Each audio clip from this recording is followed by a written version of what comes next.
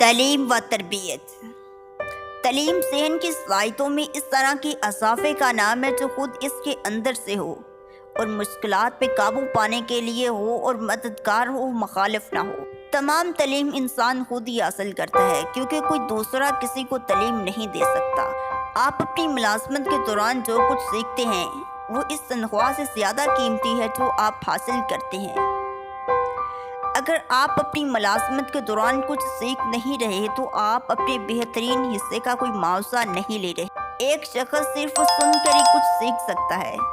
ایک شخص صرف سن کر ہی کچھ سیکھ سکتا ہے جبکہ بول کر کچھ نہیں سیکھا جا سکتا۔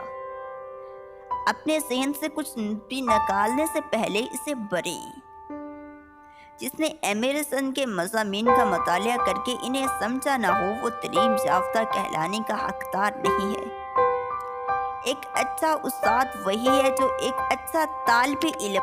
تعلیم یافتہ وہ شخص نہیں جس کے پاس صرف علم ہے، بلکہ وہ ہے جسے یہ علم ہو کہ اسے کہاں سے لے کر کہاں استعمال کیا جا سکتا ہے۔ دوسرے شخص کی اچھائیوں پر نظر رکھنا اس کی برائیوں پر نظر رکھنے سے زیادہ مفید۔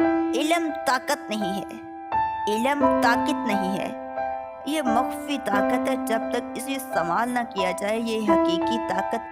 آپ شہد کی مکھی کے مطالعے سے بہت سی مفید معلومات حاصل کر سکتے ہیں بشرطے کہ آپ اسے یہ بتانے کی کوشش نہ کریں کہ اسے اپنا کام کیسے کرنا چاہیے۔ کوئی ایک کام اس طرح کرنا سیکھ لیں کہ آپ اس سے بہتر کوئی نہ کر سکتا ہو۔ کوئی ایک کام اس طرح کرنا سیکھ لیں کہ آپ سے بہتر کوئی نہ کر سکتا ہو تو آپ کبھی کسی مالی مشکل کا شکار نہیں ہو۔ اگر آپ اپنے سے اوپر کے عہدے والے شخص کا کام نہیں سیکھتے، اگر آپ اپنے سے اوپر کے عہدے والے شخص کا کام نہیں سیکھتے تو آپ اس عہدے تک یا اس سے بھی اوپر کے عہدے پر کبھی نہیں پہنچ پائیں گے۔ فلسفیوں کو یہ کیسے پتا چلا کہ انسان کیا غلطی کرتا ہے؟ فلسفیوں کو یہ کیسے پتا چلا کہ انسان کیا غلطی کرتا ہے؟ یہ انہوں نے غلطی کرنے والوں سے سیکھا۔ معقول سوالات کر سکنے کی صلاحیت نے سقراط کو اپنے وقت کا بہترین فلسفی بنایا۔ معقول سوالات کر سکنے کی صلاحیت نے سقراط کو اپنے وقت کا بہترین فلسفی بنایا۔ علم کا سمجھداری سے استعمال اس میں اضافہ کرتا ہے۔